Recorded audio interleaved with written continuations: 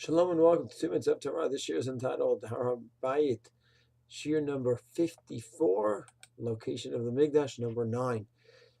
In the previous shir, we were discussing how to deal with the fact that not everyone agrees on the location of the Mikdash, where the Holy of Holies is exactly, and then not easy to know. If you're not sure where the Kodesh Kodashim, where that area is, and you can't work around it and know how to avoid it. So then we're getting into a suffix d'oraita, a biblical doubt regarding karet. Maybe one should just stay away. So in the previous year we said there is something called rove, majority. And the Shulchan Aruch in Choshen Mishpat, Siman Chav Hey, talks about the fact that when you have a biblical machloket, we don't say suffix d'oraita l'chumra, suffix on a doubt, and they have to be stringent if you have rove, majority. And therefore one must examine this area of Har Habayit and see, do you have a majority that maintains that we have the location? I'd like to elaborate a bit. The Aruch HaShulchan in the Siman Chav Hey at the very end writes the following, and this is not only important for our topic of Har Habayit, but really for all areas of Psak Halacha to understand how it works. He says, "In Yesh Machloket Bein HaPoskim," there's an argument among the poskim on any topic. Our topic is Har Habayit, but it could be anything.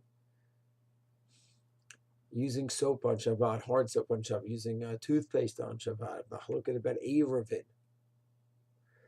Eino v'hadayin eino gadol b'Torah shetei yichola b'yado la'achriya b'rayot. And the posek himself doesn't feel like I could go ahead, I'm going to make a decision myself on the area. Meaning if he feels that he could make a decision, then he could learn the sugim and decide. But he doesn't feel he's capable in this area to make such a decision. So what does he do? So it says, and there's not one clear minhag among the people to do this way, to do that way. So Ketzad Yaseh, so the Dayan himself, the posek himself, cannot come to a conclusion on his own. And there's not one clear minhag, practice this way, that way. So what does he paskin? What does he do? So if it's an issa from the Torah, he's stringent. And if it's an issa from the rabbis, then he's lenient. And if it's a monetary issue, then hamotzi mechaver alav haraya. Then if you want to take money from someone, you need to prove that it's his. Otherwise, he holds on to it. And then he says, "Klal gadol b'de v'chumra le'tavev amnam b'makom sheposkim rabim chokim al yachid." What if you have majority of the rabbis against minority? You go after the rabbim with a majority, whether stringent or whether lenient. So he has a whole nice progression here. He says if the posek himself is big enough and comfortable to paskin in the area, then that's going to pay el paskin. If there is a set minhag in the world one way or another, then that will be koveya. That will be the factor. If you don't have either one of those, so then the next level is the rule of suffix from the Torah, suffix from the rabbis. And then we have the rules that you stringent when it's a suffix from the Torah and you lenient with suffix from the Rabbanan. And he says, but that's only the case if you don't have a clear majority. If you have a clear majority of the poskim, then that will take over, and that will be the koveya. So one would have to take all these rules and apply to the Mikdash. Let's say by the area of the Mikdash. Let's say it's not clear if there's a majority. So many rabbis last 1,000 years, not so clear to organize.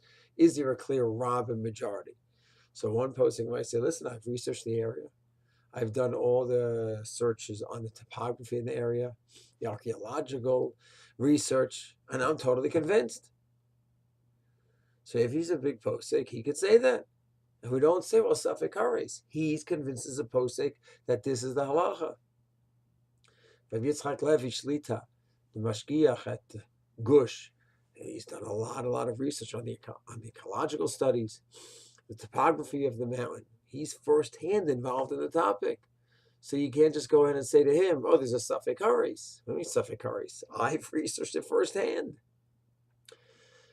So those are the basic rules of Psak that guide us in all areas of halacha, and specifically, of course, regarding the Har Habayit and the Temple Mount Sugya. Shalom.